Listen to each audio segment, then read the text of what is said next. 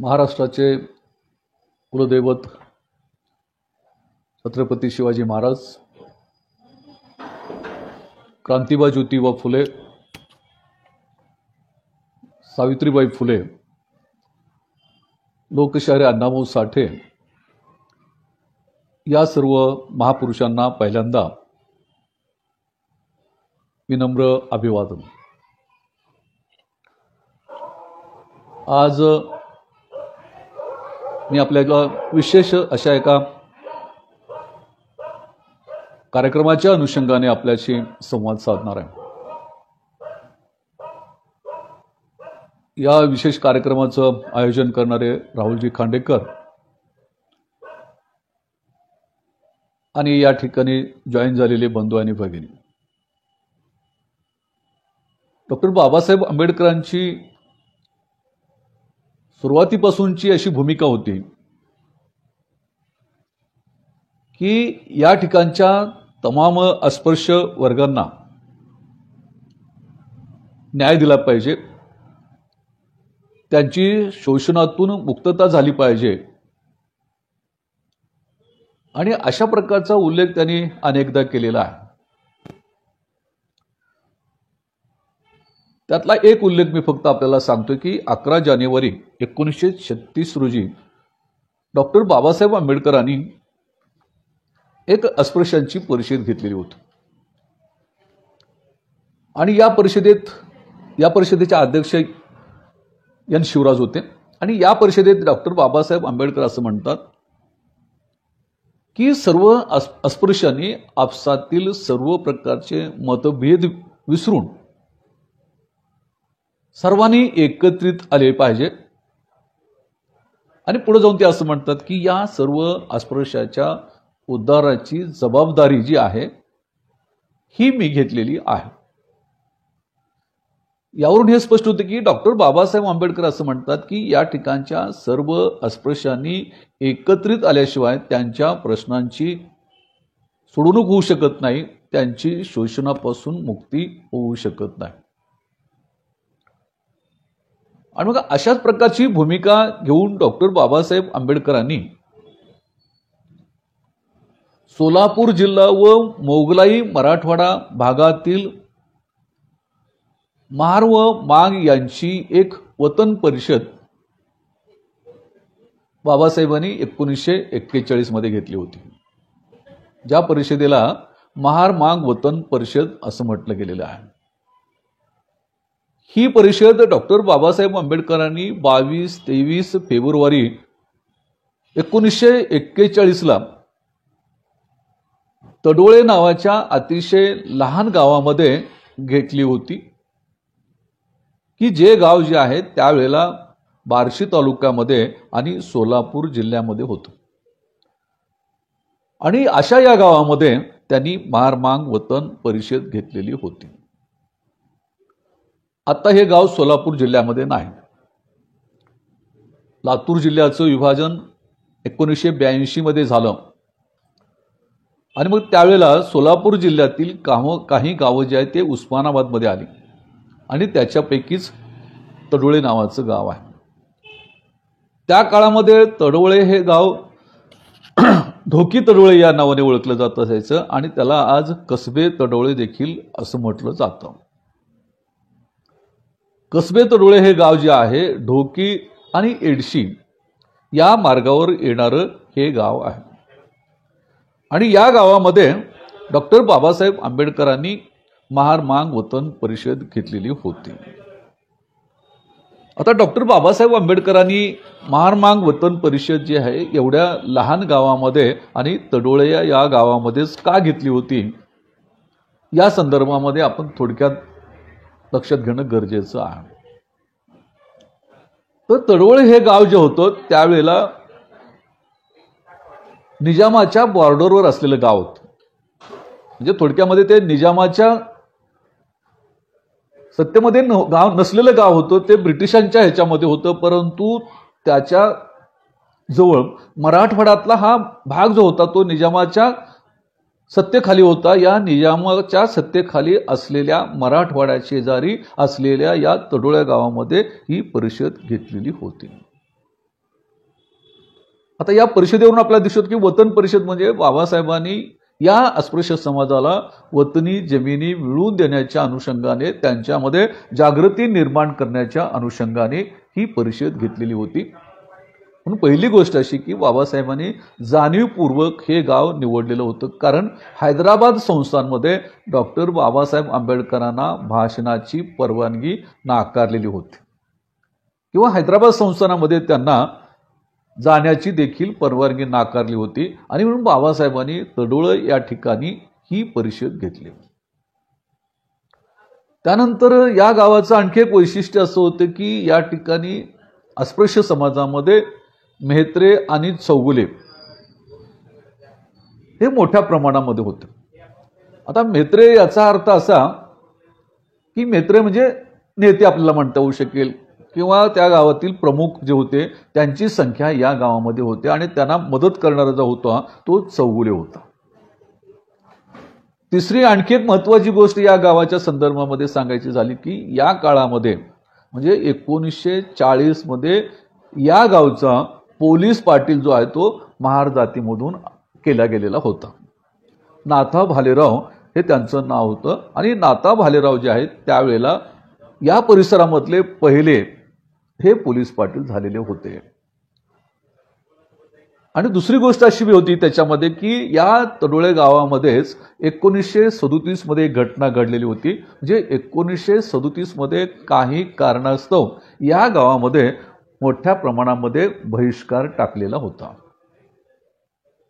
आता या गावाचं आणखी एक वैशिष्ट्य असं की या गावाची लोकसंख्या अधिक नव्हती, म्हणजे 100 घराचे हे गाव होतं, परंतु या 100 घराच्या गावामध्ये ब्राह्मण समाजाची संख्या ही अधिक होती. परंतु या गावामध्ये ब्राह्मण समाजाची संख्या जास्त असली तरी विचाराने पुरोगामी असलेले ब्राह्मण जे आहेत हे गावामध्ये आपल्याला दिसून येतात.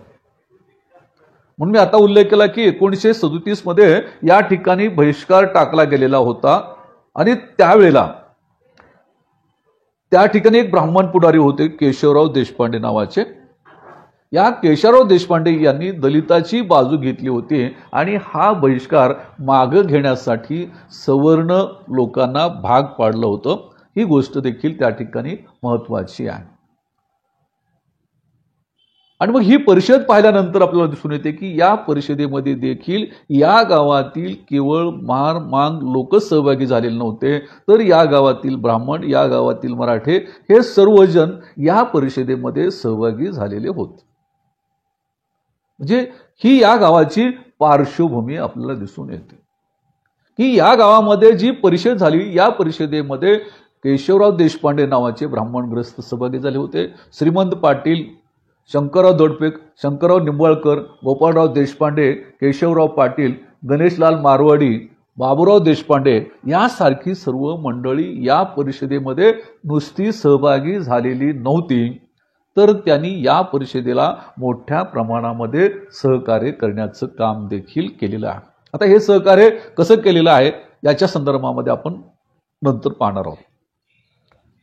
आता ज्या वेळेला ही परिषद घ्यायचं ठरलेलं होतं त्यावेळेला ही परिषदेची कल्पना जी आहे ती पहिल्यांदा त्या ठिकाणी हरिभाऊ तोरणे नावाचे एक शिक्षक होते त्यांच्या डोक्यामध्ये आलेली होती.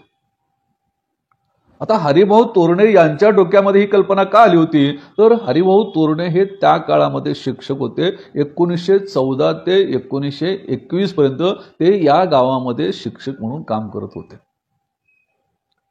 आणि मग त्यांनी ही कल्पना बाबासाहेबांच्या समोर मांडली की मराठवाड्याच्या शेजारी असलेलं गाव आहे आणि त्यामुळे सोलापूर जिल्ह्यातील लोक आणि मराठवाड्यातील लोक देखील या परिषदेला मोठ्या संख्येने येऊ शकतात आणि आपला हेतू साध्य होऊ शकतो, अशा प्रकारची सूचना डॉक्टर बाबासाहेब आंबेडकरांना केलेली होती.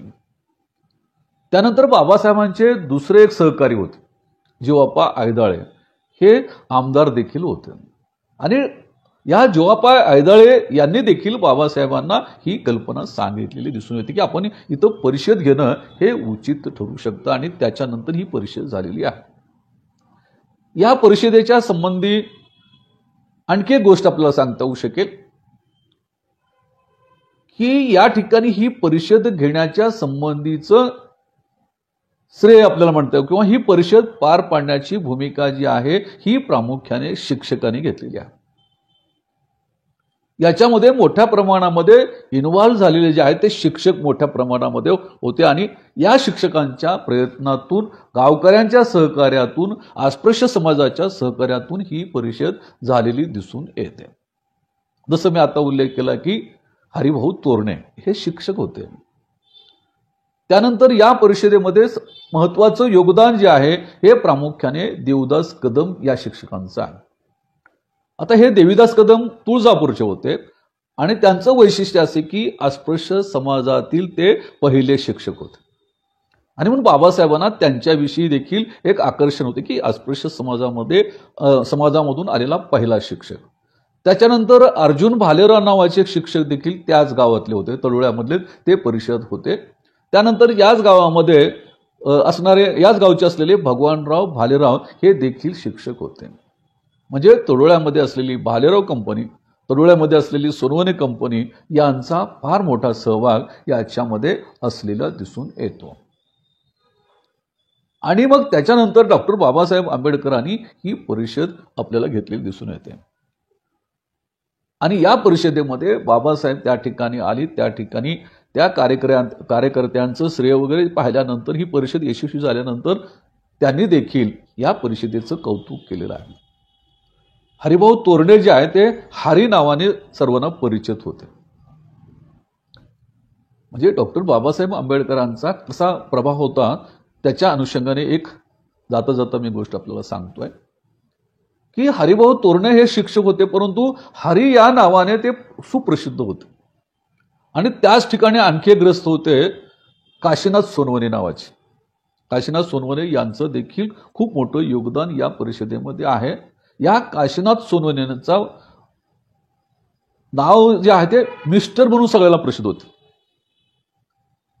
जे ते मिस्टर म्हणून सगळ्यांना परिचित, म्हणजे काशीनाथ सोनवणे असले तर ते मिस्टर म्हणून सगळ्यांना परिचित. त्याचं कारण काय सांगतो तुम्हाला की हरिभाऊ तोरणे गुरुजींचा उल्लेख बाबासाहेब हरी करत असत आणि मग बाबासाहेब हरी म्हणत असायचे, त्यामुळे सगळ्यांसाठी ते हरीच झालेले होते. त्यानंतर या परिषदेच्या वेळेला स्टेजवर अनेक लोक बसलेले होते आणि मग बाबासाहेबांनी प्रत्येकाचं नाव घ्यायला सुरुवात केली की हरी तोरणे आहेत, अर्जुन भालेराव आहेत, देवीदास कदम आहेत. आणि त्यावेळेला नेमकं काशीनाथ सोनवणे यांचं नाव बाबासाहेबांना पटकन घेता आलं नाही. ते म्हणाले मिस्टर सोनवणे. आणि बाबासाहेबांनी मिस्टर सोनवणे त्या सभेत म्हटल्यानंतर ते नाव त्यांच्या हयातभर त्यांच्या सोबत राहिलं की हे बाबासाहेबांनी दिलेली नावं जी आहेत ही ते पुढे आलेली आहेत. तर अशा स्वरूपाचा प्रभाव बाबासाहेबांच्या एकंदरीत विचाराचा समाजावर देखील झालेला दिसून येतो. आणि मग ही परिषद घेण्याच्या संबंधी डॉक्टर बाबासाहेब आंबेडकरांनी पॉझिटिव्हिटी दाखवली, त्यांनी सहमती दर्शवली आणि मग तोरणे साहेबांना ती परिषद घेण्याच्या संबंधी होकार दिल्यानंतर त्यांनी तळोळ्यातल्या लोकांना सांगितले की आपल्या गावामध्ये ही परिषद होणार आहे. आणि त्यावेळेला संपूर्ण तळोळे गावामध्ये एक आनंदाचं वातावरण निर्माण झालं. हे आनंदाचं वातावरण निर्माण होण्याचं प्रमुख कारण म्हणजे या ठिकाणी एक ऐतिहासिक परिषद होती आहे आणि दुसरं आनंदाचं महत्त्वाचं कारण म्हणजे या परिषदेला डॉक्टर बाबासाहेब आंबेडकर येणार आहेत. या दोन गोष्टीमुळे डॉक्टर बाबासाहेब आंबेडकरांच्या परिषदेची उत्सुकता जी आहे ही मोठ्या प्रमाणामध्ये वाढली आणि मग लोकांनी सांगायला सुरुवात केली की आपली इथं परिषद होणार आहे आणि या परिषदेला बाबासाहेब येणार आहेत. परंतु परिषद कधी होणार आहे आणि बाबासाहेब येणार आहेत की नाही याची काही लोकांच्या मनामध्ये शंका होते आणि म्हणून काही लोक याचा वाईट देखील प्रचार करत होते की इथं परिषद होईल असं नाही आणि परिषद झाली तरी एवढ्या लहान गावामध्ये बाबासाहेब कसे काय येऊ शकतात, म्हणून बाबासाहेब काही येणार नाहीत असाही काही लोकांनी प्रचार केला. ज्यावेळेला हा प्रचार सुरू झाला त्यावेळेला तळोळ्यातल्या काही लोकांना देखील वाटतं की खरंच बाबासाहेब आपल्या गावाला येतील का. ठीक आहे, परिषद होईल, परंतु परिषदेपेक्षा बाबासाहेबांना पाहण्याची, त्यांना ऐकण्याची जी उत्सुकता होती, त्यांना असं वाटलं की अशा लहान गावामध्ये बाबासाहेब कसे काय येतील आणि मग त्याच्यामुळे थोडं संभ्रमाचं देखील वातावरण असायचं. पण एक दिवस काय झालं की एक रेल्वेचा निरोप आला आणि सांगितलं की एक पार्सल जे आहे हे या ठिकाणी आलेलं आहे. आता हे पार्सल काय आलेलं आहे, मग तिथले कार्यकर्ते सांगितले त्या ठिकाणी सावळा तुकाराम भालेराव नावाचा कार्यकर्ता होता आणि त्याला गुरुजी त्या ठिकाणी म्हणाले की काय पार्सल आले पाहून येऊ. आणि मग त्यांनी रेल्वेच्या पार्सल ऑफिसमध्ये गेल्यानंतर त्यांनी पाहिले की तिथं पार्सल आलेलं आणि त्यांनी सांगितले की 20 रुपये घेऊन हे पार्सल सोडून घ्या आणि घेऊन जा. त्यावेळेला त्याच्याकडे 1 रुपया देखील नव्हता. आणि मग ते काय तो सावळा जो होते त्यांच्या ओळखीचे एक सवर्णग्रस्त होते रतनलाल तावडे, त्याच्याकडे गेले आणि म्हणले असं पार्सल आलेलं आहे आणि माझ्याकडे काही पैसे नाहीत, उसने 20 रुपये द्या, मी तुम्हाला नंतर देतो. आता मी सांगितल्याप्रमाणे सवर्णांचं सहकार्य देखील या परिषदेला सातत्याने राहिले. त्यांनी सांगितले की बाबासाहेब येणार असतील, परिषद होणार असेल तर माझे पैसे परत देखील देऊ नको. आणि त्यांनी 20 रुपये दिले आणि ते पार्सल आणलं. आणि मग पार्सलमध्ये काय होतं तर पार्सलमध्ये त्यावेळेला त्या परिषदेची जाहिरात होती. जाहिरातीचं पत्रक होतं, जाहीर विनंती पत्र त्या ठिकाणी होतं आणि त्याच्यामध्ये बाबासाहेब कधी येणार आहेत याचा उल्लेख होता, की परिषद किती वाजता होणार आहे याचा उल्लेख होता. आणि या पत्रकावर जे आहेत काही लोकांची नावं देखील होती. आणि या पत्रकाच्या खाली जे आहेत अप्रे असं लिहिलेलं होतं. आता अप्रेचा उल्लेख कुठंच आलेला नव्हता की अप्र काय म्हणजे त्या प्रिंटिंग प्रेसचं नाव होतं, प्रिंटिंग प्रेस असं होतं त्याच्यामध्ये. आता ते पत्रक कशा प्रकारचं होतं तर ते पत्रक या परिषदेच्या संदर्भामध्ये होतं. हे पत्रक पाहिल्याबरोबर त्या ठिकाणच्या बौद्ध समाजामध्ये, हे आत्ताच्या बौद्ध समाजामध्ये, त्यावेळच्या अस्पृश्य समाजामध्ये अतिशय आनंदाचं वातावरण निर्माण झालं आणि संभ्रमात्मक जी अवस्था होती ती संभ्रमात्मक अवस्था संपली. कारण या पत्रकामध्ये परिषदेचा पूर्ण परिचय देण्यात आलेला होता. ते पत्रक आपल्याला आज देखील पाहायला मिळेल. ते पत्रक पाहिल्यानंतर आपल्या लक्षात येऊ शकेल त्यावेळेला देखील ही कशी कल्पकता होती. आता त्या पत्रकामध्ये वरच्या साईडला जाहीर विनंती असं लिहिलं होतं. त्यानंतर त्याच्यामध्ये असं लिहिलं होतं की मराठवाडा भागातील महार मांग वतन परिषद तडवळे कंसामध्ये ढोकी तालुका बार्शी जिल्हा सोलापूर ही परिषद जी आहे ही 23 फेब्रुवारी 1941 रोजी सकाळी 9 वाजता सुरू होईल अशा पद्धतीचा उल्लेख करावा. त्या परिषदेच्या खाली असं लिहिलं होतं की ही परिषद रविवारी होत असली तरी सर्वांनी शनिवारी येण्याचे करावे.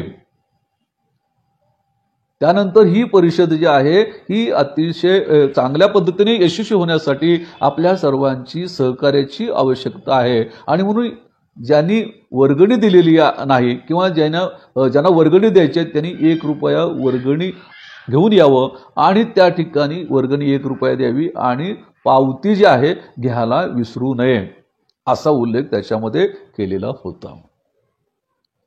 आणि मग त्याच्यामध्ये नंबरमध्ये जे आहेत ही काही कार्यकर्त्यांची नावं लिहिलेली होती. त्याच्यामध्ये प्रामुख्याने पहिल्यांदा देवीचंद मारुती कदम, मी आता सांगितलं ज्यांचा उल्लेख की ते पहिले शिक्षक होते, त्यांचं नाव होतं. त्यानंतर 2 साईडला नावं केलेली होती की पहिल्या भागामध्ये इकडे देवीचंद मारुती कदम होते, हरिभाऊ तोरणे होते, अर्जुन हरू भालेराव होते, रामा येसू शिंदे, हे 4 नावं एका बाजूला आहेत. आणि दुसऱ्या बाजूला त्या पत्रकावर JS आयदाळे आहेत, त्यांचं JS आयदाळे म्हणजे जीवाप्पा आयदाळे आहेत. दुसरा गोविंद फरीद भालेराव आहे, नामदेव लिंबाजी भोसले, विठ्ठल किशन बनसोडे आणि दाजी धानोरकर, एवढी नावं त्याच्यामध्ये केलेली होती.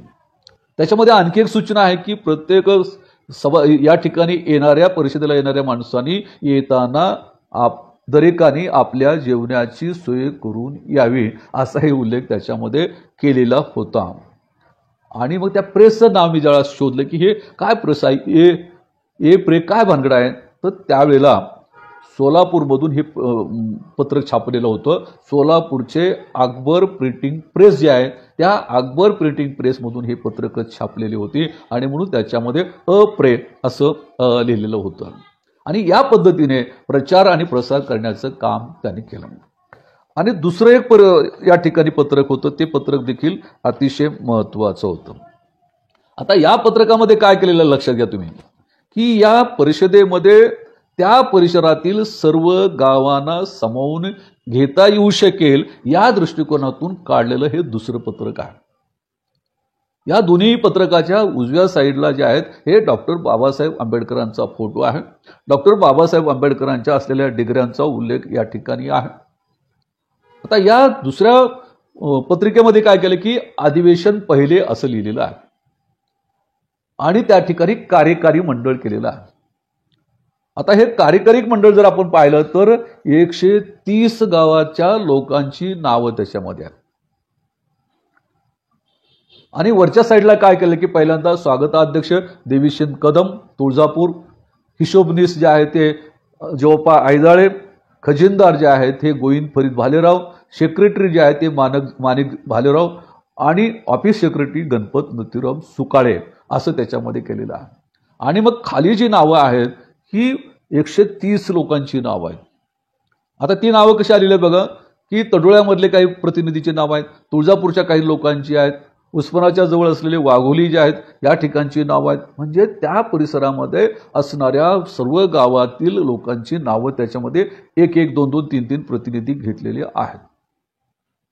आणि मग ही पत्रकं दोन्ही पत्रकं अशी आहेत ती सगळ्या गावामध्ये म्हणजे त्या पत्रकामध्ये पाहिल्यानंतर प्रत्येक माणसाला वाटलं की आपल्याही गावातल्या माणसाला तिथं बोलवलेलं आहे. आणि त्यामुळे या गावातील सर्व लोक जे आहेत ते मोठ्या प्रमाणामध्ये आलेले होते. यावरून लक्षात येऊ शकेल की पत्रक काढण्याची कल्पकता देखील ही त्या काळामध्ये कशा प्रकारची होती. दुसरी गोष्ट मी तुम्हाला सांगतो की ही पत्रकं तर त्यांनी वाटली, परंतु या तडोळ्यामध्ये एक सांगोलेचा फिरता चित्रपट आपण म्हणतो तो त्या ठिकाणी सांगोलेचा येत असायचा. आणि हे त्यावेळेला टुरिंग टाकी असं म्हटलं जातं. सांगोलेची जनता टुरिंग टाकी होती.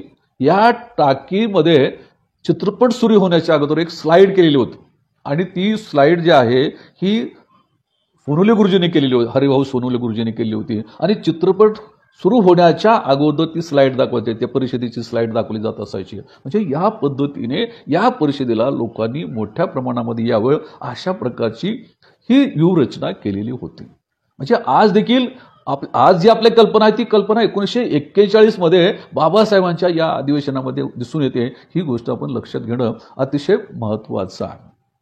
त्यानंतर प्रत्येक कार्यकर्त्याला सांगितलं की तू एवढी पत्रकं प्रत्येकाला गाव नेमून दिलेलं होतं आणि त्या गावामध्ये त्या प्रत्येकाने ते पत्रक द्यायचं. आणि अतिशय प्रामाणिकपणे लोक पायी आहे, सायकलने आहेत, त्या गावामध्ये पोहोचलेले आहेत आणि त्याची नोंद द्यायची आहे की तुम्ही हे पत्रक दिलं की नाही. आणि हे पत्रक वाटत असताना त्यांनी आपल्या जीवाची पर्वा केलेली नाही किंवा आपल्या कुटुंबाची देखील पर्वा केलेली नाही. असे अनेक उदाहरणं आपल्याला पाहायला मिळतात. त्यातलं एक उदाहरण मी आपल्याला सांगतो की माणिक मसू भालेराव नावाचा ग्रस्त होता आणि तो भारावून गेलेला तरुण होता. त्याच्याकडे दिले तुझ्याकडे एवढी गावं. आणि मग 1-2 गावं वाटून आल्यानंतर तो पत्रक घेण्यासाठी आल्यानंतर त्यांना सांगितलं की माणिक तू आता गावाच्या बाहेर जाऊ नको, तळोळ्यामधलीच पत्रक वाट.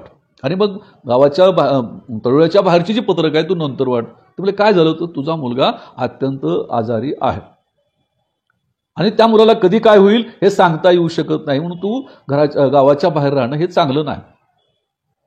त्यावेळेला माणिक मसू असं म्हटलं नाही की ठीक आहे मी जे पत्रक वाटतो ते कुणाला तरी द्या आणि मी गावातच थांबतो असं माणिक म्हणाल नाही. त्यांनी सांगितले हे बघा हे काम काय माझं नाही, हे बाबासाहेबांचं काम आहे आणि मला अनेक गावं वाटण्याची माझ्यावर तुम्ही जबाबदारी टाकलेली आहे. त्यामुळे मग काहीही झालं तरी मी ही जबाबदारी सोडणार नाही. आणि त्याच्या पलीकडे जाऊन त्या मीटिंगमध्ये ते असं म्हणले की समजा मी गावाच्या बाहेर गेलो आणि त्यावेळेला गेल्यानंतर 2-2, 3-3 दिवस परत येत नव्हते लोक, दशम्या बांधून बरोबर गेलेले. तर तो माणिक म्हणाले की माझ्या मुलाचं काय झालं तर तुम्ही एवढे लोक आहे, तुम्ही त्याचं माती करा, त्याला अंत्यविधी करा, मीच असलं पाहिजे असं नाही, कारण माझ्या मुलापेक्षा देखील बाबासाहेबांचं काम मोठं आहे. म्हणजे या भावनेतून ही सगळं पत्रकं जी आहे ही वाटण्यात आली आणि या परिषदेची तयारी मोठ्या प्रमाणात होत झाली. कारण ते पार्सल आल्यापासून या तडोळ्याच्या सर्व लोकांमध्ये अतिशय वेगळं वातावरण निर्माण झालेलं होतं. पार्सल घेऊन त्या ठिकाणी आल्यानंतर लोकांनी घोषणा दिल्या. संपूर्ण मातंग समाजामध्ये आणि बौद्ध समाज महार समाजामध्ये त्यावेळच्या अतिशय आनंदाचं वातावरण निर्माण झाले आणि सर्व लोक सर्व मजुरी सोडून जे आहेत हे या कामाला लागले. आता मी सांगितल्याप्रमाणे की या गावातील प्रत्येक जातीचा माणूस याच्यामध्ये इन्व्हॉल्व्ह झालेला दिसून येतो. जरीही महामांग वतन परिषद असली तरी गावातल्या प्रत्येक माणसाने त्याच्यामध्ये योगदान दिलेलं आहे. मग तो ब्राह्मण असेल, मराठा असेल, कुणी असेल, त्या प्रत्येकाने त्याच्यामध्ये योगदान दिलं. पहिल्यांदा या ठिकाणी ही परिषद कुठे घ्यायची हे स्थळ निवडण्यात आलं. आणि मग त्यावेळेला इकडे काही जागा मोठ्या प्रमाणात नव्हती वस्तीमध्ये. आणि मग त्या वस्तीच्या बाजूला एक मळा होता, मोठा शेती होती. दगडू पाटलांचा मळा म्हटलं जात असायचं. आणि दगडू पाटलाचा मळा जो आहे तो मोठा होता. आणि दगडू पाटलाने सांगितलं की तुम्हाला परिषदेसाठी ही मळा घ्यायचा असेल तर घेऊन टाका. असं म्हटल्यानंतर सगळे जे आहेत त्या ठिकाणी कार्यकर्ते त्या ठिकाणी गेले. आणि त्या ठिकाणी मोठ्या प्रमाणामध्ये गवत आलेले होते, काही झाडं होती. त्यांनी एका रात्रीमध्ये सगळं साफ केलं. आणि तो मळा जो आहे तो एकदम सुंदर अशा प्रकारे बनवला. आणि त्या ठिकाणी एक मोठं स्टेज करायचं ठरलं. आता ते स्टेज देखील अतिशय देखणं स्टेज त्यावेळेला केलेलं आहे. ते स्टेज कसं केलंय, त्यावेळेला आजचे सारखे रेडीमेड स्टेज मिळत नव्हतं. तर मग त्यांनी काय ठरवलं की 12x12चं स्टेज केलं होतं. आणि मग त्यांनी काय केलं की 12 म्हणजे चौकोनी विटाचं बांधकाम केलं होतं. आता तुम्हाला सांगतो, त्या ठिकाणी रघु नावाचा कुंभार होता, तो विटा बनवण्याचं काम करत होता. आणि त्याने सांगितलं विटा विकत घेऊ नका, माझ्याकडे विटा आहेत, त्या विटा घेऊन जा. आणि म्हणून पहिल्यांदा त्या रघु कुंभाराने विटा त्या स्टेजसाठी दिलेल्या दिसून येतात.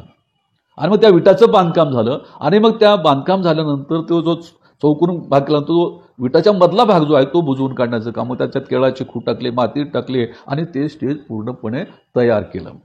आणि मग त्या स्टेजमध्ये लोक रात्रंदिवस काम करायचे, मुलं बाळ काम करायचे. त्या त्या खड्ड्यामध्ये माती भरून काढण्यासाठी लोक जे आहेत ही रात्रंदिवस काम करू लागले. त्यानंतर दुसरा प्रश्न असा होता की डॉक्टर बाबासाहेब आंबेडकर त्या ठिकाणी मुक्कामाला येणार होते. खरं तर बाबासाहेबांच्या जीवनामधली ही अतिशय महत्वाची की 100 वस्ती असलेल्या गावामध्ये बाबासाहेबांनी मुक्काम केलेला आहे. तर मला असं वाटतं की तडोळेकरांच्या दृष्टिकोनातून ही अतिशय म्हणजे भाग्याची गोष्ट आपल्याला म्हणता येऊ शकेल की एवढ्या लहान गावामध्ये बाबासाहेबांनी मुक्काम केलेला आहे. परंतु या गावामध्ये रेस्ट हाऊस त्यावेळेला नव्हतं. मग आता कुठं थांबवायची हा व्यवस्था, त्यावेळेला आपले हरिभाऊ गुरुजी म्हणाले की आपल्या शाळेमध्ये बाबासाहेबांना थांबवता येऊ शकेल. आणि मग तिथं जी आज देखील जी शाळा आहे आपल्याला स्टेशनच्या बाजूने किंवा मेन रोडवर डाव्या साईडला जाताना दिसते, त्या शाळेमध्ये बाबासाहेबांचा मुक्काम करण्याचं ठरवलं. आणि मग ती सगळी शाळा तपासली. आणि मग त्या ठिकाणी 7वीचा वर्ग भरणारा जो 7वीचा वर्ग जिथं भरत होता ती रूम निवडली त्यांनी. आज देखील ती रूम जी आहे त्या रूममध्ये बाबासाहेबांचा फोटो वगैरे लावलेला आहे. आणि बाबासाहेब त्या ठिकाणी थांबले होते म्हणून मोठ्या श्रद्धेने लोक त्या ठिकाणी जातात. आता त्या रूमचं वैशिष्ट्य सांगतो तुम्हाला 7वीच्या वर्गाचं की तो वर्ग मध्यमध आहे. त्याच्या बाजूला वर्ग आहेत सगळ्या बाजूला, म्हणजे त्या सर्व बाजूचे दरवाजे उघडल्यानंतर त्याच्यामध्ये जाता येतं. आणि मग त्यावेळेला स्कूल बोर्डाची परवानगी घेतली. आणि स्कूल बोर्डाची परवानगी घेऊन त्या हॉलमध्ये, मोठा हॉल आहे, त्या हॉलमध्ये बाबासाहेबांना राहण्याची सोय करण्यात आली. आणि ज्यावेळेला बाबासाहेब थांबले त्यावेळेला त्या 7वीच्या सभोवताली जे पोर्च आहे त्या सर्व पोर्चमध्ये रात्रभर तुमचे समता दलाचे लोक होते आणि बरेचसे लोक काठ्या घेऊन बसलेले होते.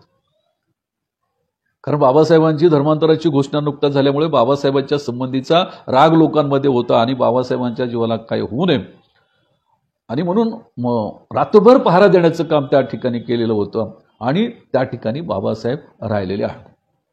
आता स्टेज तयार झाल्यानंतर त्या ठिकाणी खुर्च्या लागणाऱ्या होत्या. आणि त्यावेळेला कुणाच्याच घरी अस्पृश्य माणसाच्या तर घरी खुर्च्या असणं अशक्यच होतं. आणि मग त्यावेळेला तिथे एक अर्बन बँक होती, त्या बार्शीच्या अर्बन बँक होती, त्या अर्बन बँकेमध्ये काही खुर्च्या होत्या. आणि मग तिथल्या कार्यकर्त्यांनी ज्या आहेत तिथल्या 25 खुर्च्या या परिषदेसाठी दिल्या. अर्बन बँकेच्या 25 खुर्च्या दिल्या. आता बाबासाहेब येणार, मुक्काम करणार म्हणजे बाबासाहेब जेवण करणार, हे घरीतच होतं. आणि मग त्यांच्या जेवणासाठी कुणाची इथून ताट आणायचे, त्यावेळेला आपले जे कदम गुरुजी होते ते कदम गुरुजी म्हणले की त्याची सोय मी करतो. आणि कदम गुरुजीने काय केलं, हैदराबादवरून, म्हणजे कधीची गोष्ट आहे 1941 मध्ये बाबासाहेबांसाठी हैदराबादहून जेवणाचं ताट आणलेलं आहे, ग्लास आणलेले आहेत, चमचे आणलेले आहेत. बाबासाहेबांच्या जेवणासाठी जे काही लागणारं सामान आहे ते या ठिकाणी कदम गुरुजीने हैदराबादहून आणलेलं आहे. त्यानंतर बाबासाहेब त्या ठिकाणी कसं काय बसणार, झोपणार, खाली कसं झोपणार, म्हणून त्यांना पलंगाची आवश्यकता होती. त्यावेळेला त्या ठिकाणी भागवत सोनार नावाचा ग्रस होता. भागवत सोनार म्हणला की बाबासाहेबांच्या पलंगाची व्यवस्था मी करतो. बाबासाहेबांना पलंग आणि गादी आणि त्या गादीवरचं कवर वगैरे जे आहे हे देण्याचं काम भागवत सोनार या सोनाराने केलं. त्यानंतर साधू बुरुड नावाचं, साधू बुरुड होता, म्हणजे बुरुड म्हणजे ते बांबूचा व्यवसाय करण्यात. तर तो साधू काय म्हणला की माझ्याकडे हे बांबू आहेत, तुम्हाला काही कामाला पडत असेल तर तुम्ही कितीही बांबू घेऊन जावा. आणि ते बांबू आणले आणि आणल्यानंतर ते बाबासाहेबांची मिरवणूक लागली. रस्त्यामध्ये ते बांबू लावलेले होते आणि त्याच्यावर फरारे वगैरे लावलेले होते. हे साधू जो होता त्यांनी हे बांबू दिलेले दिसून येते. त्यानंतर बाबासाहेबांची फार मोठी मिरवणूक देखील त्या ठिकाणी काढलेली होती. आणि मग कुणीतरी म्हणले की बाबासाहेबांना अत्तर देखील खूप आवडतं. आणि त्यावेळेला त्या बाबूराव देशपांडे नावाचे होते, ते म्हणाले की ते अत्तर आणून द्यायची सोय मी करतो. एक चांगल्या दर्जाचं अत्तर माझ्याकडे लागलं आणि ते अतिशय सुंदर अशा प्रकारचं अत्तर ते त्या ठिकाणी आणून दिल्याचं काम केलेलं होतं. त्याच्या संदर्भात मी थोडक्यात सांगतो की बाबासाहेबांची जी अत्तरदाणी होती, आपण म्हणतो आपल्याकडे स्प्रे होतं ना, तशा प्रकारचा स्प्रे होता. एकदा काय केलं की मी या परिषदेच्या संबंधीचा थोडा अभ्यास करावा या भूमिकेतून आमच्या लातूरचे लोकमतचे त्यावेळेचे जिल्हा प्रतिनिधी जयप्रकाश दगडे आणि आम्ही गेलो. कुणाच्या घरी, तर आम्ही काशीनाथ सोनवणे यांच्या घरी गेलो. आणि त्यांना मी म्हणलं की बाबा काशीनाथ सोनवणे यांचा फार मोठा सहभाग होता, मग त्यांच्या कोणकोणत्या वस्तू इथं तुमच्यामध्ये आहेत. तर त्यांनी सांगितलं की बाबा अनेक वस्तू आहे, पण त्याच्यातली ही एक वस्तू आहे, आजपर्यंत आम्हाला कळलं नाही की ही वस्तू काय. आम्ही ती वस्तू पाहिली, पोपटाचा आकार होता, पूर्ण काचेचं होतं आणि पोपटाच्या आकारे चोच वगैरे होती त्याच्यामध्ये. पण आम्हाला देखील कळलं नाही की होय काय असू शकेल.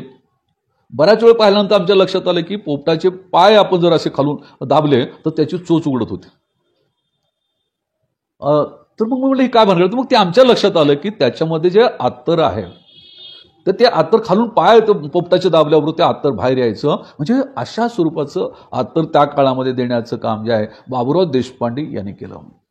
आता बाबासाहेबांची मिरवणूक काढायची त्यावेळेला जीप गाड्या नव्हत्या, तर बैलगाडीमध्ये बाबासाहेबांची मिरवणूक काढण्याचं काम केलं. आणि ही बैलगाडी जी आहे हे गणेशलाल मारोडे होते, त्यांची ही बैलगाडी त्या काळामध्ये सागवानाची असलेली ही बैलगाडी होती. आणि या बैलगाडीमध्ये बाबासाहेबांची मिरवणूक काढली. जवळपास 50 बैल त्याला जुंपलेले होते आणि भव्य अशा प्रकारची मिरवणूक त्या ठिकाणी काढली. ती बैलगाडी आज देखील आपल्याला तडोळ्याला पाहायला मिळते.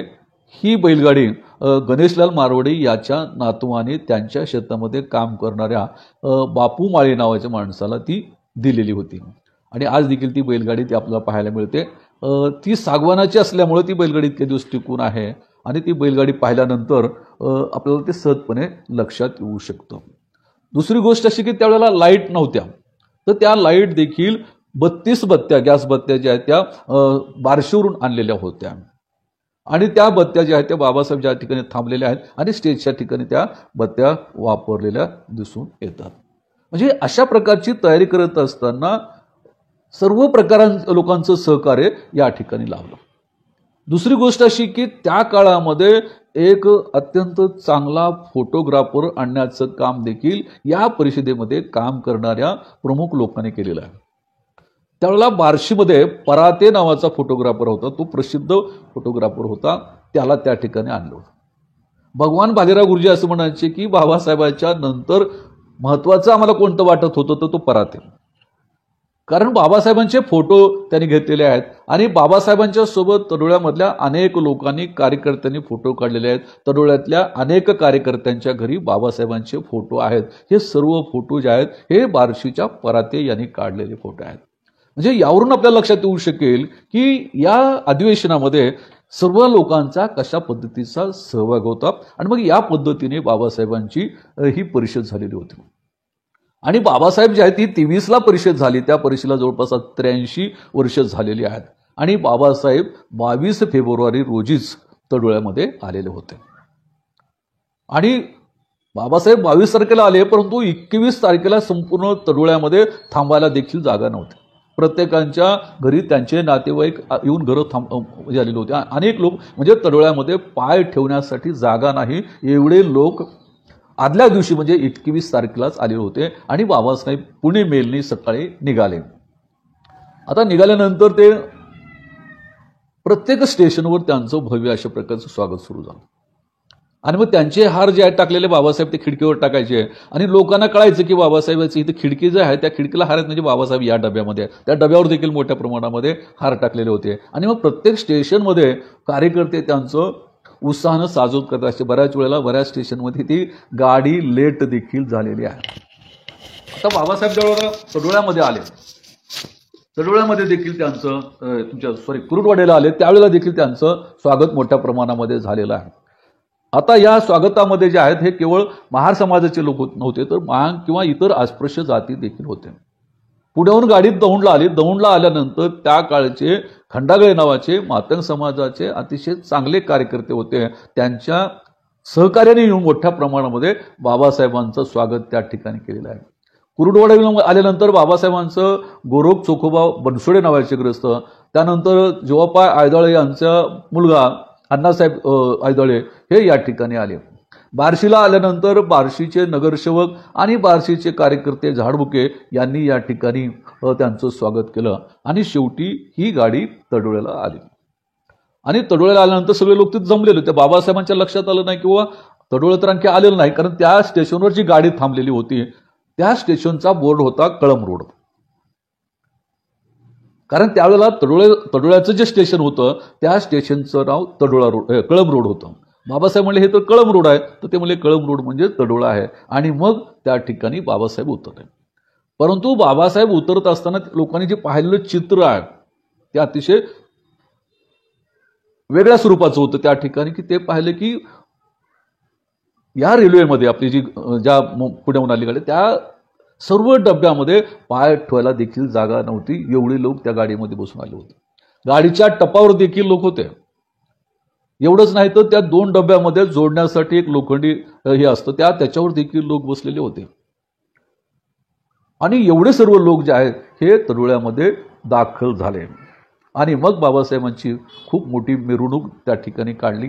बाबासाहेबांना स्टेशनमधून बाहेर पडण्यासाठी देखील बराच वेळ लागला. आणि मग त्यावेळेला समता दल जे होतं त्यांनी एक कडं तयार केलं आणि त्या कड्यामधून सुरक्षितपणे बाबासाहेबांना त्या ठिकाणी आणण्यात आलं.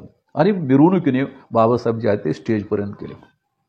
स्टेजपर्यंत गेल्यानंतर त्या ठिकाणी महिलांनी बाबासाहेबांना ओवाळलं. आणि प्रत्येक महिलेची इच्छा असायची की आपण त्यांना ओवाळलं पाहिजे वगैरे त्याच्या. आणि त्याच्यामध्ये देखील सदाशिव भालेराव होते, त्यांचे मिसेस होत्या आणि अनेक लोक जे आहेत हे त्याच्यामध्ये सहभागी झालेले होते. आणि बाबासाहेब जे आहेत त्या ओवाळाला येणाऱ्या प्रत्येक महिलेकडे ते पाहत असायचे. आणि हे पाहत असताना त्या ठिकाणी भालेराव गुरुजी सांगतात की बाबासाहेबांचे डोळे भरून आले. याचं कारण असं की बाबासाहेबाला ओवाळणारी जी स्त्री असायची तिच्या अंगावर कपडे नीट नव्हते, डोक्याला तेल नव्हतं, पण तिच्या डोळ्यामध्ये बाबासाहेबांना ओवाळण्याचा आनंद होता. आणि म्हणून ह्या 22व्या सत्राचं जे परिषदेचे 2 भाग होते. पहिला भाग 22ला जो होता तो उद्घाटनाचा, आणि त्या परिषदेचं उद्घाटन त्या ठिकाणी केलं. आणि त्या उद्घाटनाच्या भाषणामध्ये असं बाबासाहेबांनी याचा उल्लेख केलेला आहे. त्या भाषणामध्ये बाबासाहेब असं म्हणतात की तुमच्याकडे बघितल्यानंतर मला अति दुःख होतं आणि तुमच्यासाठी काहीतरी केलं पाहिजे असं मला वाटायला लागतं. आणि बाबासाहेब क्षणभर थांबतात आणि ते असं म्हणतात की हे सगळं पाहून तुमच्यासाठी मला काही करता आलं नाही तर मी स्वतःला गोळी घालून घेईन.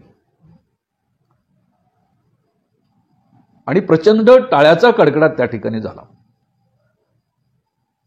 म्हणजे महिलांच्या संदर्भामध्ये, अस्पृश्यांच्या संदर्भामध्ये बाबासाहेबांच्या मनामध्ये हे अत्यंत प्रेम होतं. मी बऱ्याच वेळेला असं म्हणत असतो की बाबासाहेब एवढा प्रेम करणारा माणूस, नेता पुन्हा होणे नाही. बाबासाहेबांनी वडिलांची माया ही तर दिलीच, परंतु आईची माया देखील देण्याचं काम बाबासाहेबांनी केलं.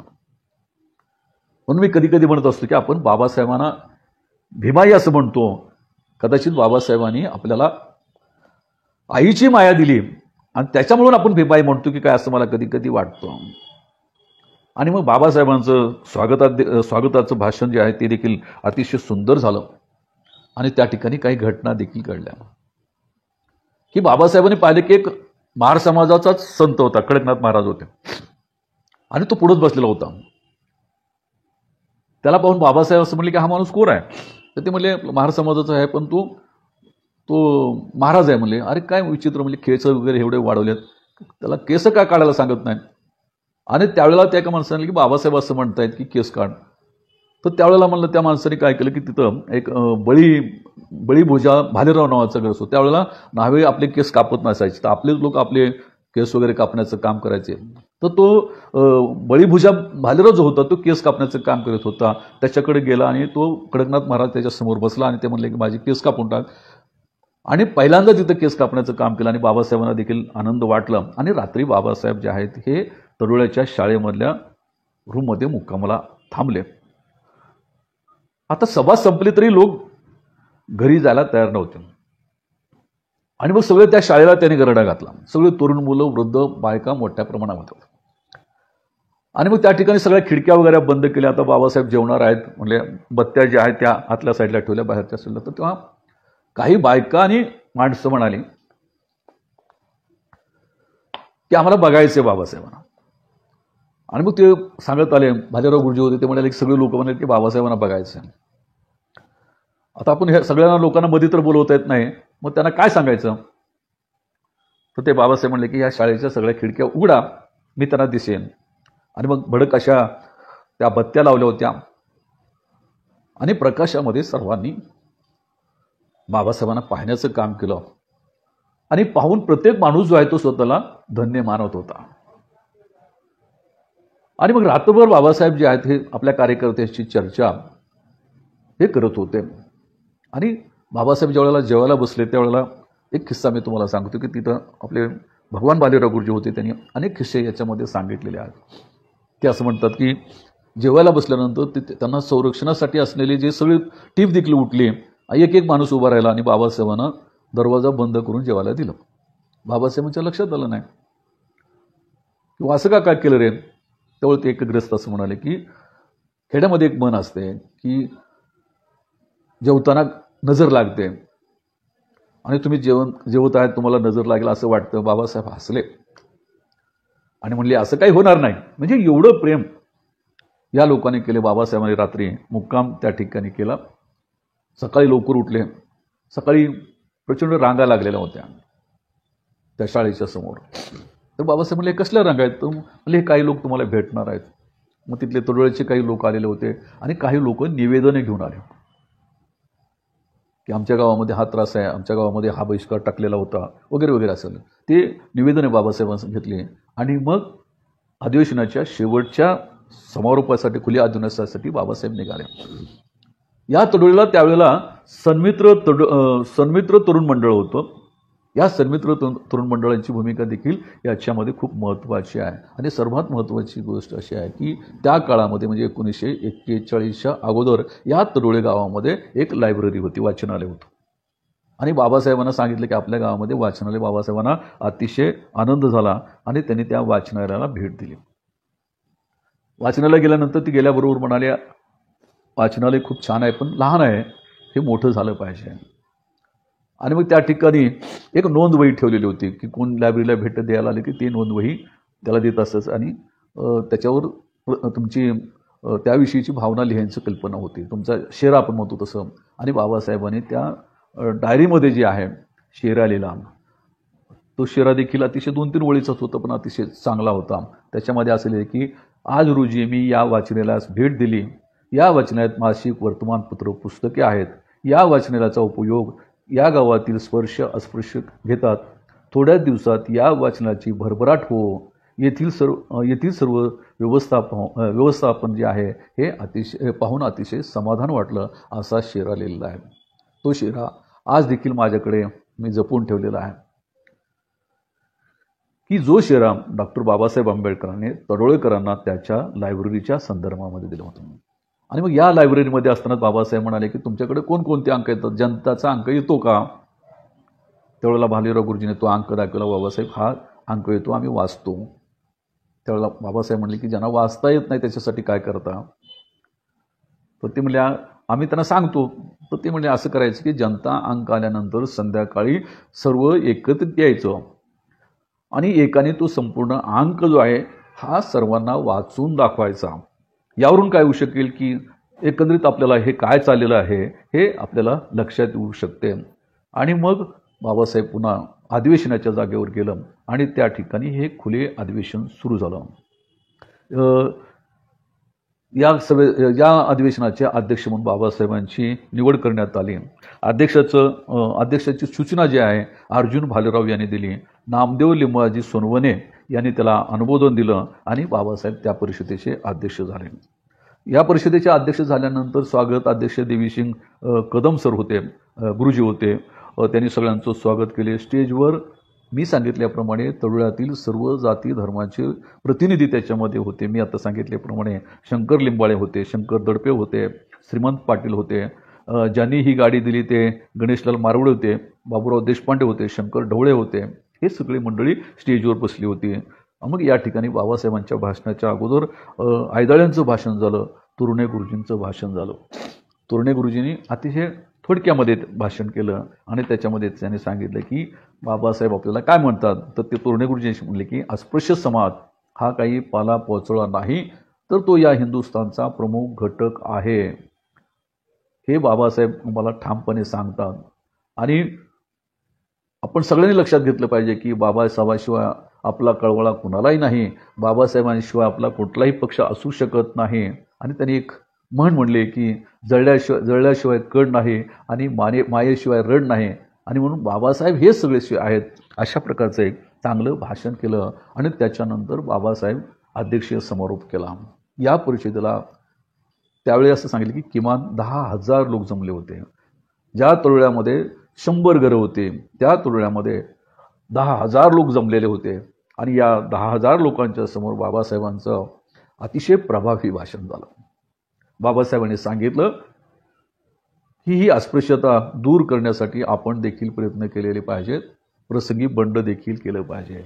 बाबासाहेब म्हणले की यापुढे आता मृत जनावरे ओढण्याचं काम करू नका, मृत मांस काम करण्याचं काम करू नका. शिक्षणाशिवाय दुसरा उपाय नाही. शिक्षण तुम्ही घ्या, आपल्या मुलांना शिकवा आणि मग चांगल्या प्रकारच्या जागा मिळवण्याची संधी त्याला मिळवून द्या. बाबासाहेब म्हणतात की शिक्षणाबरोबरच खंबीर व्हायला शिका. बाबासाहेब त्या ठिकाणी अतिशय चांगले, कुणी मारलं तर पळत येऊन सांगू नका. बाबासाहेबांच्या शब्द सांगले ते असं म्हणतात की कुणी तुम्हाला मारलं तर पळत येऊन लोकांना सांगू नका, त्याचा मुकाबला करा. याशिवाय तुमच्यामध्ये स्वाभिमान आणि आत्मशक्ती जागी होऊ शकणार नाही. आपला पक्ष जो आहे तो वाढवण्याचं काम करा. त्यानंतर त्या भाषणामध्ये ते असं म्हणाले की निजामाने देखील आम्हाला लोकप्रतिनिधी दिले पाहिजे, त्यांच्या सरकारमध्ये आम्हाला दिले पाहिजेत. त्यानंतर या भाषणामध्ये त्यांनी गांधीजीवर सडकून टीका केलेली आहे. गांधीजी आणि त्यांचा हरिजन संघ जो आहे यांना आमचं दुःख दिसत नाही. गांधीजींना मुसलमानांचं दुःख दिसतं, पण या ठिकाणी हिंदू म्हणून असणाऱ्या माणसांचं दुःख दिसत नाही, हरिजनांचं दुःख दिसत नाही. अशा प्रकारचं प्रभावी भाषण बाबासाहेबांचं या ठिकाणी केलं. आणि त्यांच्यानंतर हे भाषण संपल्यानंतर डॉक्टर बाबासाहेब आंबेडकर जे आहेत हे बार्शीला निघून गेले. कारण बार्शीचे नगरसेवक जे आहेत हे त्या ठिकाणी आले होते आणि त्यांनी बाबासाहेबांचा त्या ठिकाणी सत्कार ठेवलेला होता, त्यांना मानपत्र देण्याचं ठरलं होतं. आणि मग बाबासाहेबांचा त्या ठिकाणी सत्कार झाला. परंतु बार्शीचे काही त्यावेळीची महार मंडळी त्या ठिकाणी आली होती आणि बाबासाहेबांना त्यांनी म्हणाले की तुम्ही आमच्या वाड्यामध्ये येऊन चहा घ्याल का, मारवाड्यात येऊन चहा घ्याल का, अशा प्रकारची विनंती त्या ठिकाणी एक कार्यकर्ता बाबासाहेबांचा होता, तो श्रीलंकास फेडरेशनचाच कार्यकर्ता खेलू कांबळे नावाचा. असं म्हटल्यानंतर बाबासाहेब हसले आणि म्हणले तुम्ही पहिल्यांदा जा तिथं चहाची व्यवस्था करा, 2 मिनिटांमध्ये मी येतो. आणि मग चहासाठी बाबासाहेब येणार म्हटल्यानंतर संपूर्ण मारवाडा तिथं जमा झाला. आणि मग त्या ठिकाणी जे मनोहर बोकेपुढे नावाचे होते, रघुनाथ बोकेपुढे होते, सखाराम बोकेपुढे होते, असे सगळे कार्यकर्ते जमले. तिथं बाबासाहेबांचा सत्कार झाला. बाबासाहेबांनी तिथं देखील सुंदर थोडकंच पण भाषण केलं आणि लोकांमध्ये जागृती निर्माण करून दिली. आणि त्यांनी सांगितले की आपल्याला मुक्ती करायची असेल तर आपल्याला हा धर्म सोडला पाहिजे. म्हणजे बाबासाहेबांचं बार्शीचं जे भाषण होतं हे सगळ्यांना माहीत होतं. आणि त्याच्यानंतर बार्शी नगरपालिकेच्या वतीने तिथं सिद्धेश्वर उद्यान आहे, त्या सिद्धेश्वर उद्यानामध्ये बाबासाहेबांचा भव्य अशा प्रकारचा सत्कार करण्यात आला, त्यांना मानपत्र देण्यात आलं. आणि त्याच्यानंतर बार्शीहून बाबासाहेब जे आहेत हे मुंबईला निघून गेले. हे अशा प्रकारचा हा सत्याग्रह. आता या सत्याग्रहामधून मला असं वाटतं की आपण काय घेतलेलं आहे, त्या सत्याग्रहाचे काय परिणाम झालेले आहेत हे देखील पाहणं गरजेचं आहे. बाबासाहेबांचा सत्याग्रह झाला किंवा बाबासाहेबांचा कार्यक्रम झाल्यानंतर बाबासाहेब समाधानी नसायचे, तर ते म्हणायचे की आपण जे सत्याग्रह याच्यामध्ये बोललेलो आहोत त्याची अंमलबजावणी किती केली हा भाग महत्त्वाचा म्हणायचे. आणि मग बाबासाहेबांची ही परिषद झाली. आणि मग ही परिषद झाल्यानंतर तरुणांच्या महाराने गावकी करायचं बंद केलं. गावकी करायचं बंद केल्यानंतर त्याचे पडसाद जे आहेत हे तरोळ्यामध्ये नाही उठले, परंतु शेजारच्या खेड्यामध्ये उमटले की महाराणी कामं सोडली. म्हणल्यानंतर खामसवाडी नावाचं गाव आहे कळंब तालुक्यामध्ये. त्या गावातल्या लोकांनी महाराष्ट्रावर बहिष्कार टाकला. शिक्षण घेतलं पाहिजे ही भूमिका जी आहे बऱ्याच लोकांनी आवडली. आपली मुलं गुरावरच होणारी होती, गावकी करणारी होती, त्यांना शाळेमध्ये आणण्याचं काम केलं, नोकरी करण्याचं काम केलं होतं. आणि त्यावेळेला बाबासाहेबांनी मिलिटरीचा उल्लेख केला होता की आपली मुलं मिलिटरीमध्ये का जात नाहीत. आणि तळुळ्यातली अनेक मुलं मिलिटरीमध्ये गेली. आता त्याचं एक वैशिष्ट्य आपल्याला सांगतो की त्या परिसरामध्ये तडोळा आणि आणखी एक गाव आहे वरुड नावाचं गाव आहे. या दोन गावामधील लोक मोठ्या प्रमाणामध्ये मिलिटरीमध्ये गेलेले आहेत. म्हणजे बाबासाहेबांच्या या परिषदेचं फळ हे त्या ठिकाणी म्हणता येऊ शकेल. या परिषदेमध्ये डॉक्टर बाबासाहेब आंबेडकरांनी आपल्या भाषणामधून खूप काही सांगितलेलं आहे, पण काही गोष्टी भाषणामध्ये न सांगता देखील खूप मोठी गोष्ट त्या ठिकाणी केलेली आहे. त्याच्या 1-2 गोष्टींचा मी उल्लेख करतो. ज्यावेळेला बाबासाहेबांना सांगण्यासाठी आले की ज्यावेळेला तुम्ही तडोळ्याची परिषद संपेल त्यावेळेला तुमचा आम्ही सत्कार बार्शीमध्ये ठेवलेला आहे, तेव्हा त्या सत्काराला यावं ही विनंती करण्यासाठी ते आले होते. त्यांनी बाबासाहेबांना निवेदन दिलं. आणि ही जी आठवण आहे ही भगवान भालेरे गुरुजींनी लिहून ठेवलेली आहे आणि ते नेहमी सांगत असायचे. तर त्याच्यामध्ये असं लागलं किंवा ते आल्यानंतर बाबासाहेब काय म्हणाले की बाबा मी सध्या तडोळ्याचे जे कार्यकर्ते आहेत त्यांच्या ताब्यामध्ये आहे आणि मग त्यांच्याकडून माझा वेळ मागून घ्या. मग त्यांनी जर म्हटले किंवा ही परिषद झाल्यानंतर तुम्ही जायला हरकत नाही तर मी येतो.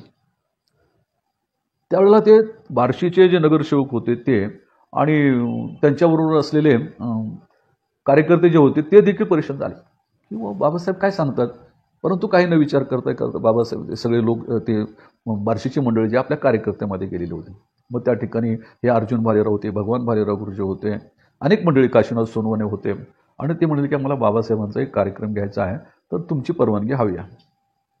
सगळे कार्यकर्ते एकमेकाच्या तोंडाकडे पाहू लागले. ते म्हणाले बाबासाहेबांची वेळ आम्ही कशी काय देणार, बाबासाहेब खूप मोठे आहेत, तुमच्या ऐकण्यात काहीतरी फरक पडलेला आहे आणि तुम्ही बाबासाहेबांना भेटा, आम्ही कसं काय बाबासाहेबांची वेळ देऊ शकू. त्यावेळेला हे परत पुन्हा बाबासाहेबांकडे गेले आणि ते म्हणाले किंवा असं म्हणाले लोक की आम्ही कसं काय बाबासाहेबांची वेळ देणार. त्यावेळेला बाबासाहेब म्हणले ठीक आहे. त्यांनी सर्व कार्यकर्त्यांना जवळ बोलावून घेतलं. मग गेल्यानंतर ते म्हणाले की बार्शीचे लोक आमच्याकडे आले होते आणि तुमची वेळ आम्हाला मागायला, असं कसं काय होऊ शकतंय. आम्ही त्यांना सांगितले वा तुमचा काहीतरी गैरसमज झालेला आहे. त्यावेळेला कार्यकर्त्याला उद्देशून बाबासाहेबांनी जे बोललेलं आहे मला असं वाटतं ते अतिशय महत्त्वाचं आहे. आणि त्या परिषदेमध्ये केलेलं भाषण जे आहे त्या भाषणाचाच एक सार त्याच्यामध्ये आहे. बाबासाहेब म्हणाले की मीच त्यांना तुमच्याकडे पाठवलं होतं. आणि पुन्हा बाबासाहेब असं म्हणतात की अरे मला तर देव विचारेल, पण तुम्हाला देखील कोणीतरी विचारावं ही भूमिका माझी असते आणि म्हणून मी तुम्हाला त्यांच्याकडे पाठवलं होतं. जे माणसाला सन्मान देण्याची कल्पना जी आहे ती बाबासाहेबांची या वाक्यातून आपल्या लक्षात येऊ शकते. तर हा देखील विचार आपण या परिषदेच्या अनुषंगाने समजून घेतला पाहिजे. त्यानंतर कार्यकर्ता कसा असला पाहिजे हे देखील बाबासाहेबांच्या त्या काही उदाहरणामधून सांगतो. त्याच्यातला एक अर्जुन भालेरावचा मी उल्लेख करतोय तुम्हाला. अर्जुन भालेराव एक शिक्षक होते, परंतु त्यावेळेला बाबासाहेबांचा जलसा असायचा, या जलशामध्ये ते काम करायचे. आणि बाबासाहेबांनी एक जलसा बसवला होता, अर्जुन भालेरावने एक जलसा बसवला होता गावकीच्या अनुषंगानेच. आणि त्याची इच्छा होती की बाबासाहेबांच्या समोर आपण हा जलसा सादर करायचा आहे. मग ते लोक असं म्हणले की अरे बाबासाहेबांच्या समोर कसा साजरा करू शकतो, आपलं गाव लहान आहे, तुम्ही शिक्षक जरी असलं तरी करता येत नाही. मग हे बाबासाहेबांना सांगितलं, म्हणले बाबासाहेब म्हणले करू द्या त्याला, मी त्याचं पाहतोय. आणि बाबासाहेबांच्या समोर तो त्यांनी जलसा साजरा केला. आणि मग गावकी कशी असते याचे उदाहरण एक दोन त्यांनी सांगितले. त्याची अनेक उदाहरणं सांगितली. त्यातलं एक उदाहरण सांगतो मी, की गावकीचा मार जो आहे तो पाटलाच्या दारात उभा राहतो आणि पाटलेला उद्देशून म्हणते की आणा महाराजचं हे. आणि मग ती काय करते, तेवढं ती बाई येते आणि येत असताना ती कागदात काहीतरी घेऊन येत असते आणि तो त्या महाराला वाटतं की आपल्यालाच काहीतरी वाढायला आणलेलं आहे. आणि ती म्हणते, अरे महारा बाजूला सरक म्हणते. त्या की बाई का घेतो हातला म्हणते त्यांनी. अरे नाही बाबा, ह्याच्यात त्या द्यायसाठी नाही, ह्याच्यामध्ये विष्ठा आहे. जे लहान मूल जी विष्ठा आहे ती बाहेर टाकण्यासाठी ती बाई गेलेली आहे. पण त्या महाराला विष्ठा या शब्दाचा अर्थ कळत नाही. असू दे की विष्ठा द्या म्हणते. आणि मग त्या परिषदेमध्ये ही जी जलसा झाला होता तो अतिशय प्रभावी झाला. म्हणजे आपण किती लाचार या गावकीमध्ये होतो हा सार त्यांनी त्या सांगितला होता. आणि त्याच्यावर महत्त्वाची गोष्ट मी सांगतो की ज्यावेळेला हा जलसा करण्याची परवानगी बाबासाहेबांनी त्याला दिली, त्यावेळेला त्या रात्री अर्जुन भालेराव यांची आई वारली. आता उद्या अधिवेशन आहे, उद्या जलसा आहे आणि आई वारली. त्यावेळेला अर्जुन भालेरावांनी आपल्या आईच्या अंगावर गोधडी टाकून दिली आणि घरच्या लोकांना देखील सांगितले की खबरदार कोणी बाबासाहेब असेपर्यंत याची वाच्यता करायची नाही. आणि अशा अवस्थेमध्ये देखील त्यांनी हा जलसा सादर केला. आणि मग गेल्यानंतर त्यांच्या आईचा अंत्यविधी केला. बाबासाहेबांना हे कळल्यानंतर अतिशय वाईट वाटलं. म्हणजे असे निष्ठावान कार्यकर्ते देखील होते. म्हणून बऱ्याच वेळेला मी म्हणत असतो की अस्पृश्य समाजाला बाबासाहेबासारखा नेता मिळाला, खरं तर ही गोष्ट अतिशय चांगली आहे, भाग्याची आहे. पण बाबासाहेबाला देखील अर्जुन भालेराव सारखे, भगवान भालेराव सारखे, काशीनाथ सोनवणे सारखे कार्यकर्ते, तुमचे दिविशील कदम जे आहेत यांच्यासारखे कार्यकर्ते तरुणामध्ये मिळालेले आहेत, ही गोष्ट देखील अतिशय महत्त्वाची आहे. आता जसं मी काशीनाथ सोनवणे यांचा उल्लेख केला होता की ज्यांना सगळे लोक मिस्टर असे म्हणायचे, मिस्टर का म्हणत होते मी सांगितलं, त्याचा एक उल्लेख मी आपल्याला करतोय. बाबासाहेबांनी त्याला जवळ बोलावून विचारलं की तू काय करतोस, तू कार्यकर्ता आहेस म्हणजे काय करतो. ते सांगितले मी समाजकार्य करतो. मला असं वाटतं की आजच्या कार्यकर्त्यांनी बाबासाहेबांचा हा विचार नीटपणे समजून घेतला पाहिजे. काशीनाथ सोनवणे म्हणाले काय करतो, मी सामाजिक काम करतो म्हणाले. अरे बाबासाहेब म्हणाले मी सामाजिक काम करण्याचं विचारत नाही, तू करतोस काय. काशीनाथ सोनवणे कळेना गेलं.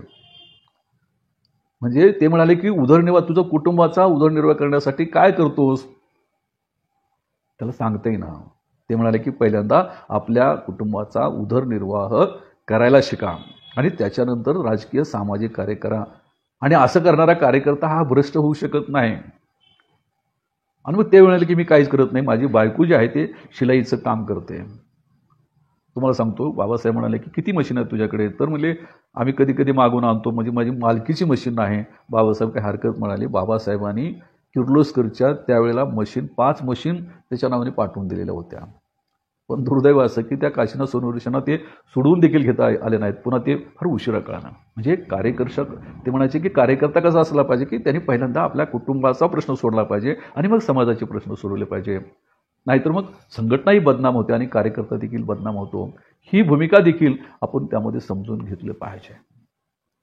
दुसरी गोष्ट अशी मी या ठिकाणी जाता जाता असं म्हणेन की ज्या ठिकाणी ही ऐतिहासिक परिषद तरुळ्यासारख्या अतिशय लहान गावामध्ये झाली, पण दुर्दैव असं आहे की या गावामध्ये आणखी देखील आम्ही या जागेवर स्मारक निर्माण करू शकलेलो नाही आहेत.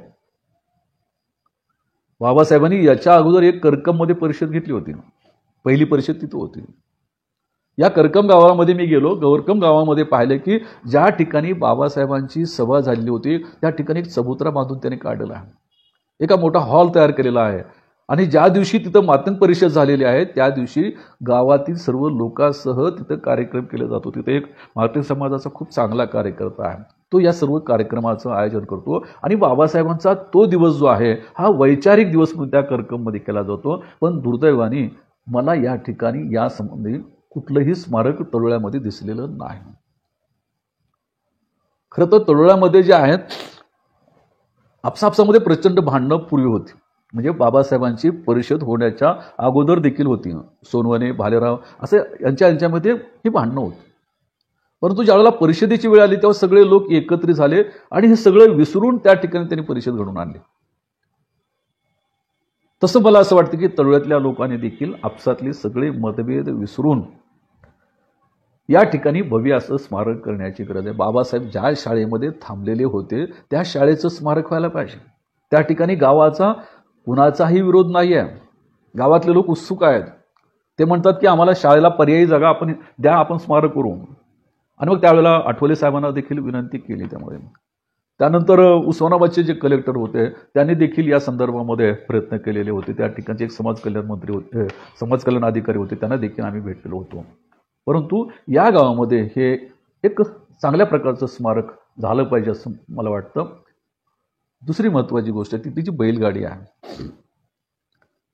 खरं तर ती बैलगाडी म्हणून त्याचं महत्त्व नाही, बाबासाहेबांच्या विचाराचं त्या ठिकाणी झालेलं अभिनंदन, बाबासाहेबांच्या विचाराची झालेली मिरवणूक आहे म्हणून त्याच्याकडे बैलगाडी म्हणून पाहू नये. मी या ठिकाणी पाहिले की ती बैलगाडी घेऊन काही लोक जातात, भीमा कोरेगावला देखील जातात, ती बैलगाडी त्या ठिकाणी ठेवतात आणि लोकांना भावनिक करतात आणि त्याच्यातून काही आर्थिक मदत घेतात. हे मी ऐकले. हे अत्यंत दुर्दैवी आहे.